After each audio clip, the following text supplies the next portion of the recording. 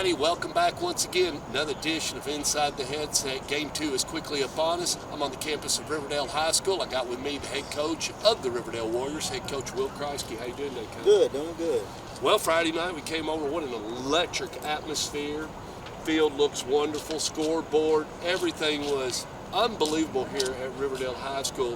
The only thing that probably didn't turn out like you wanted to was the scoreboard. Yeah, it was tough. Tough night. 4 turnovers, 4 interceptions, 2 off of tip balls, and then 2 bad plays. And but we created 5 turnovers, so that's frustrating. I felt like special teams did okay. Defense played great. Offense just struggled, and we got to get in the rhythm. And that's frustrating as a head coach because you've watched these guys all spring and summer, and they keep getting better. And then, we just couldn't finish. We went in the fourth quarter with 6 penalties. We finished the game with? No. 12. So 6 of them was in that fourth quarter, which are crucial penalties. And that's on me as a head coach, and I got to get it fixed. I don't know if you heard me out there a while ago. And you're working on it. That's the big thing is, a lot of people don't understand. You are working on it. You are recognizing that some unnecessary penalties Friday night. Kids, as you would say, losing their minds and not playing, channeling the energy I need you to channel is not causing a bad mistake that's going to hurt our team. I need you to save that little bit of energy when the whistle's in motion. Yes. And it's hard to tell a kid, hey, you've only got, just calm down. We got a lot of time. We got a lot of plays because look at all the cramps you have. Yep. And kids don't understand that they're going to have to, coming this Friday night, we're going to have to start drinking water at 8 a.m. and drink it all day to be prepared for the football game because they don't realize how much fluids they blow out. No, they don't. They didn't realize. Last week it was hot all week. You know what I mean? So it was hot, and then by the time we got to Friday, I thought we were a little bit better than Nice Catholic. Yeah. But still, they were able to stay in rhythm and the cramps didn't hurt them. You know what I mean? They subbed a guy and in and out. And, they did well, and it was... Quarterback cramped up, too, and then come back, which I was, when a quarterback cramps up, but they got him on the sideline, and then you all had their defense on the field for a little while, so he did have a chance to recover, but you didn't sometimes you get the football and then your receivers, there was another thing. Okay, we got to catch the ball before we take off. Yeah, we had 11 drops on Friday. You can't throw the ball 40 times and have 11 drops. And some of the drops were in big critical downs. Third down. We got to convert third down. We can not have drop balls on first down because second 5 is easier to manage. Well, what you're saying is, all in all, Coach Kriesky, you were probably their best. You were their 12th man. Yeah, we were. You were Knox Catholic's 12th man. And it was a tight game, and it was good intensity. I mean, you would have thought we'd been rivals the way the game was going. Right. It was heated, and now with guys playing 7-on-7, and a lot of those guys, their skill guys played with some of our skill guys, so they knew each other, and it was. Man, for the first time Riverdale and Knox Catholic playing each other, man, that was a battle.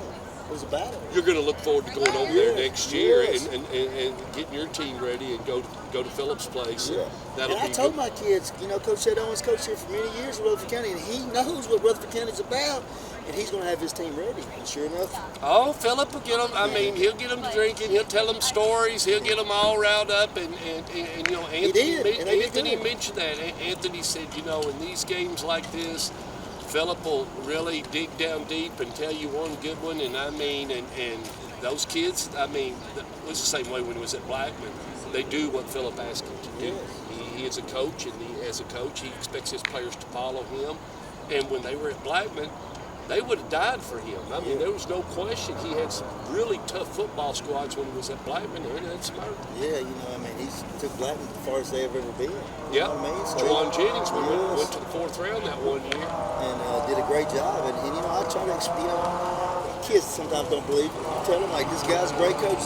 We all know what Phillip does, but we try to tell them, and I didn't want any surprises for my kids. I thought they played hard. I thought our defense played hard. Effort was there. There's no question. You get 5 stars in effort.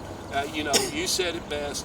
The things that you got to correct before this Friday, what you've been working on fiercely, and that is just we got to get the penalties down. We can't turn the ball over. So turnovers and penalties, who owns it? Like you said, head coach. So you've been working on that this week, which brings me to You got Rector coming in. No, Rector's not there anymore. Well, who is it? Zach Mettenberger. Okay, Zach. Zach Mettenberger actually played quarterback in high school for my offensive coordinator, Coach Justin Barnes. Okay. So they played. He coached him in high school, and Zach went on and played at LSU and did some backup role for the Titans and things like that Okay. in the NFL. And Zach's doing a really good job putting the staff together, get some kids in and playing. He got a quarterback in from Memphis, and the kid's going to be special as a sophomore. Started last year at Briarcrest. And they beat Overton. Yes, they beat Overton, did a really good job. It was balanced. Ran the ball, threw the ball well. Defense flew around. Their linebackers are really good. The linebackers come at you, and they're gonna hit the quarterback. Well, I thought your defense played really good. You got a good defense, that's for sure. Quarterback, he's just going to have to settle down a little bit and play a little bit more under control Riverdale, what I call Riverdale ball, and he'll get there. That was his first Friday, and I'm sure he's grown up a lot just in practice this week as far as being in the first game and then getting used to you all. Yeah, and then, everything's new, and he's getting adjusted, and receivers are new, and everybody's getting adjusted, and we got the pieces. We just got to play. And that's what I was just harping on the kids, man. We're not playing together as a team right now. We got to come together, work together, and be one team. Well, we look at it like this: nobody got hurt. No, as far as I know, you didn't come out in the. Let's talk about your special team. I thought, Miles did a good job, so you had that going for you. So that's going to be a weapon later on. He was able to get a couple of field goals in. Talk a little bit about that. Yeah, Miles did a real good job. Cooper Dees is our snapper. He did a good job snapping. Jake Rowland, a sophomore, did a good job holding. And Miles has been playing the backup role for the last 2 years behind Khalil. And he punted for us last year, and he's doing kickoffs, field goals, and punting for us this year. So, we're glad to have him back. Glad he stayed. Miles is a really good goalkeeper in soccer. Miles has a chance to be special in soccer, and I kind of had to convince him. It's not that he didn't want to play, but he wanted to focus a little bit more on soccer this fall. But we talked, and he's here. I'm glad he's here. He's a weapon, and you got 5 points there, 5 stars there. So, in defense, get them turning around. You'll be able to give Father right. I like your chances Friday night. I'm a Rutherford County guy, but as you said, they're going to be ready. They're going to be coming in off a win, and knowing that you guys are going to have a chip up. They're going to be ready. They'll be ready, and that'll be a good game. That'll be good. We had a great crowd here Friday night. Great crowd. And so, I expect you'll have another good Riverdale crowd here this Friday night. And what I like now is the expectations are high. Oh gosh, yes. They don't like losing. And that's what you want. That's what I was telling the kids. People expect you to win, and when you lose, they're pissed. They're sorry, but they're upset. You're being honest. Yeah, people around here don't like Riverdale football losing, and and it's my job to get it corrected. And again, we're working on it. But those are expectations where you want to come and work, where you want kids to play.